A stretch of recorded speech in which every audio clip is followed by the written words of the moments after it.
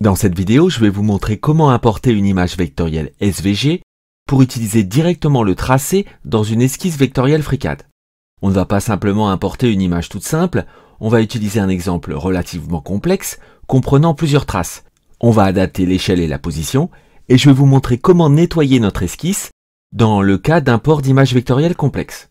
Bienvenue sur la chaîne CADGAB, j'ai pas mal d'années d'expérience pro où j'ai utilisé des outils CAO3D et ici j'essaye de montrer aux utilisateurs comment modéliser et concevoir avec FreeCAD. Et l'objectif est que vous compreniez toujours ce qui se passe à l'écran. Dans une vidéo précédente, on a vu comment importer et utiliser une image non vectorielle, comme un fichier JPEG par exemple. La vidéo en question apparaît ici en haut de l'écran, et en gros la méthode consistait à importer l'image, puis à tracer manuellement une esquisse au-dessus de l'image pour faire notre modélisation. En gros, c'est comme si on avait redessiné une image sur une feuille de papier calque. Aujourd'hui, on part d'un fichier SVG. C'est un format d'image vectorielle. Ça veut dire que l'image n'est pas une simple tartine de pixels, elle contient les tracés des lignes, ce qui permet de changer l'échelle sans perdre de qualité. Et ça permet aussi, pour les utilisateurs de FreeCAD, d'importer ces lignes dans une esquisse de FreeCAD. Allez, on commence tout de suite, on va créer un nouveau fichier. Je ferme ces fichiers. Je peux aussi fermer la page de démarrage et j'appuie sur Nouveau. On va tout de suite enregistrer ce fichier. On va l'appeler SVG esquisse. C'est bon. Alors maintenant, on va se placer dans l'atelier Part Design.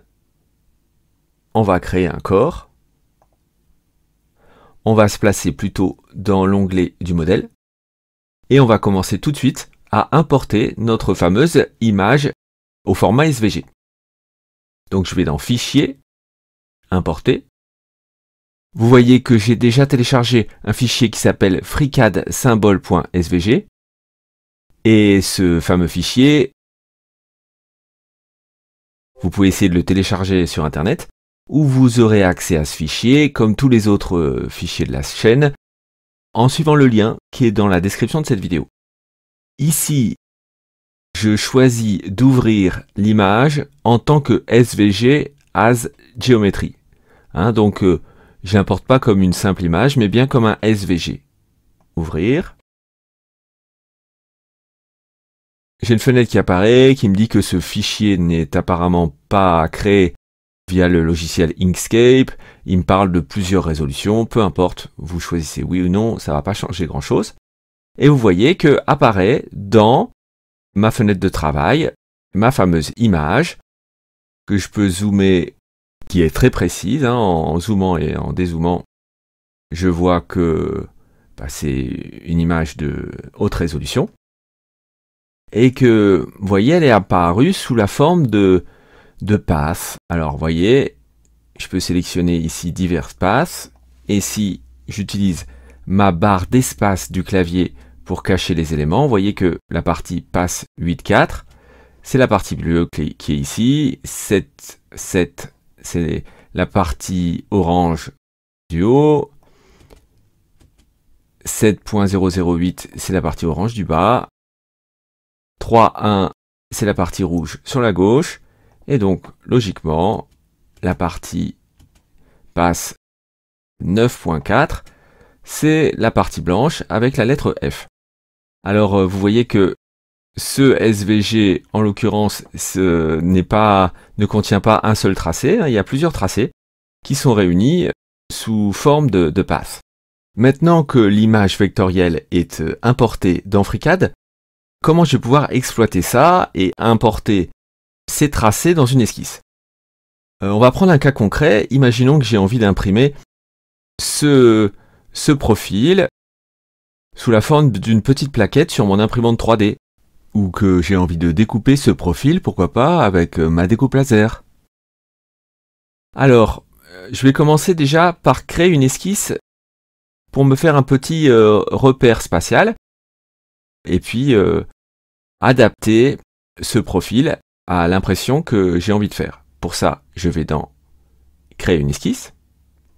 Je choisis ce plan qui est coïncident avec mon tracé et je vais créer un petit carré. Un petit carré qui va me permettre de définir les dimensions maximales de la petite plaquette que je vais imprimer. Donc j'ai utilisé la fonction créer un rectangle, j'ai fait 2 clics pour placer les points extrémités du rectangle, clic droit pour sortir de la fonction créer un rectangle, je sélectionne ce point, l'autre extrémité, puis le centre, et je demande symétrie.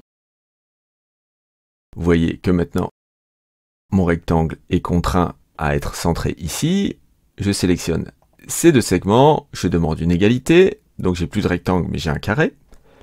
Je sélectionne ce segment, je vais imposer une contrainte de longueur et je vais mettre 50 mm.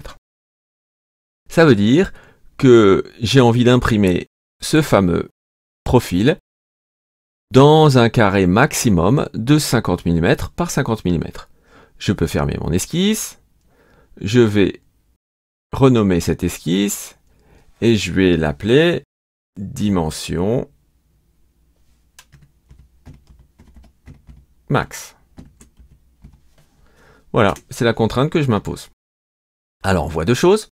On voit que, eh bien, le SVG que j'ai importé est trop grand pour entrer dans mes dimensions max, première chose, et puis qu'il n'est pas centré. Donc, il faut régler ce problème. Pour ça, je vais aller dans un nouvel atelier, qui est l'atelier Draft. Ok, vous le trouvez ici, c'est un des premiers normalement. Draft, ok. Évidemment, ça a changé les barres d'outils qui apparaissent. Et vous voyez que maintenant, j'ai accès à des outils qui permettent de déplacer et de changer les caractéristiques de mon tracé. Je vais sélectionner tous les tracés, tous les passes, ok. Je les sélectionne un à un. En maintenant appuyant la touche CTRL, je peux utiliser aussi la touche Shift de mon clavier pour tous les sélectionner. Et je vais demander un changement d'échelle. Ici, c'est cette petite icône ici. Ok? J'appuie sur Entrer le point et je vais mettre une échelle plus petite parce que, évidemment, là, on est beaucoup trop grand pour entrer dans mes 50 mm par 50 mm. Alors, plutôt que 1, ici, je vais taper 0,5. Clic gauche dans la fenêtre de travail et on voit ici apparaître un autre tracé, un plus petit, mais qui est toujours un peu trop grand. Donc, on va passer peut-être à 0,20. 0,20, c'est trop petit. Alors, peut-être 0,30. Peut-être 0,35, ça serait pas mal. Voilà, 0,35, ça me paraît bien pour rentrer dans ma petite, dans mon petit cadre. Donc j'appuie sur OK.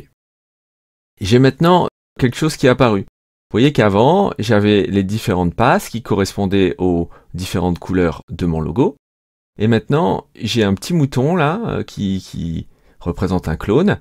En fait, un clone a été créé à partir de tous les tracés qui ont été importés. Je peux sélectionner tous les tracés, barre d'espace de mon clavier, et mes tracés disparaissent. Et voilà mon clone, lui, il apparaît, il est toujours là, mon clone. Il a l'air d'être de la bonne taille, vous voyez que dans l'opération, il a perdu ses couleurs, mais c'est pas très grave. Je peux peut-être le renommer, hein, on va le renommer, on va l'appeler clone logo. Voilà. Parfait, et maintenant il faudrait que je le recentre un petit peu, parce que là, il n'est pas en bonne position. Eh ben, on va refaire une opération avec un de ces outils qui est là. Je sélectionne clone logo, vous voyez, je le sélectionne, et je vais choisir cet outil, qui s'appelle l'outil déplacer. Ok ? Maintenant, je vais cliquer une fois dans cette zone, et à partir de là, vous voyez, j'ai la liberté de déplacer, eh ben, mon logo. Je clique une deuxième fois, une fois que la position est bonne. Je pourrais recommencer l'opération, je pourrais le faire de manière plus précise avec des incréments, etc. Mais ça me suffit largement pour mon application. On voit que je suis bien à l'intérieur de mes dimensions max.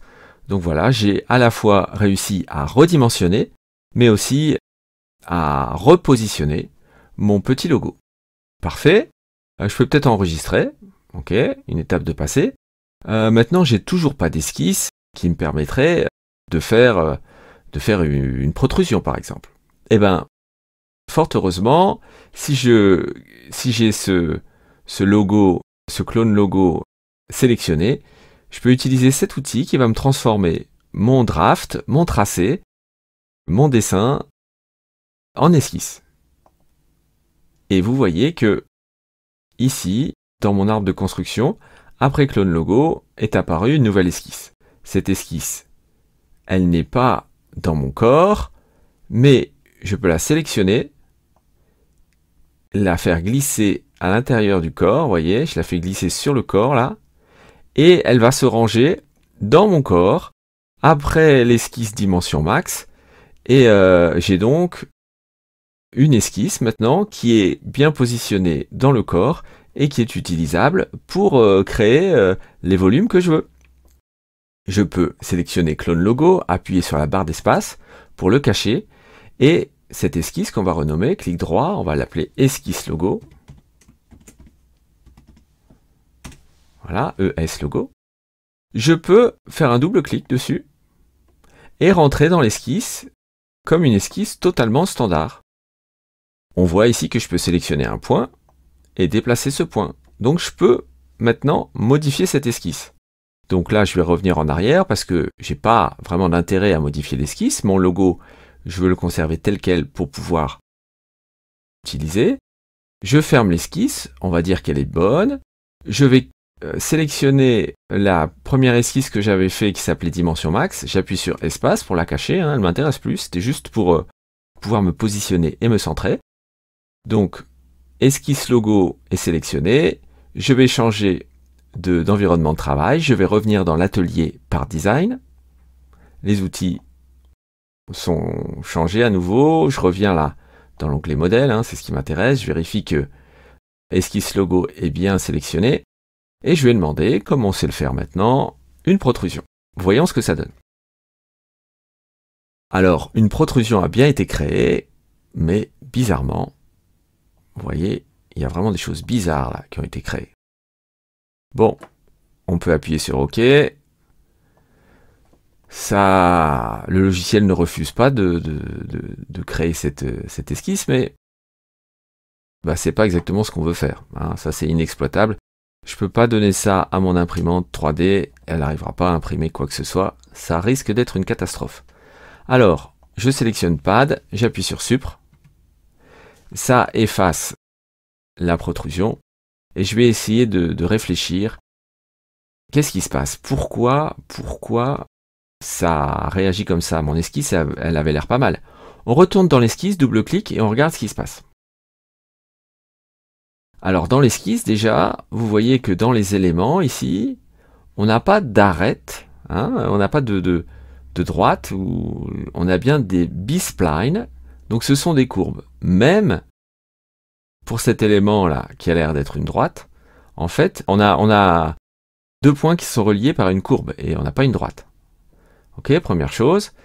Et puis, si je ferme ici, je monte là-haut et je ferme, je vais me rappeler de quelque chose. Vous vous souvenez d'où viennent toutes ces fameuses courbes dans mon esquisse?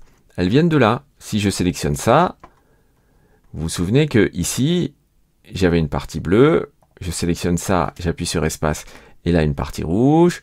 Ici, j'ai le fameux F, hein, blanc, qu'on voit ici. Et donc, qu'est-ce qu'on peut dire?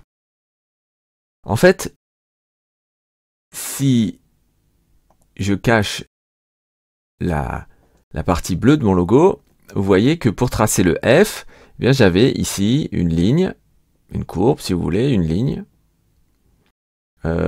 pour faire le tour de ce F. Et si j'affiche à nouveau la partie bleue, et je cache le F, j'ai aussi ici une ligne qui me permet de délimiter la partie bleue. Donc là, on est dans un cas où on a importé non pas un seul tracé, mais un grand nombre de tracés. Je peux même les compter. 1, 2, 3, 4, 5.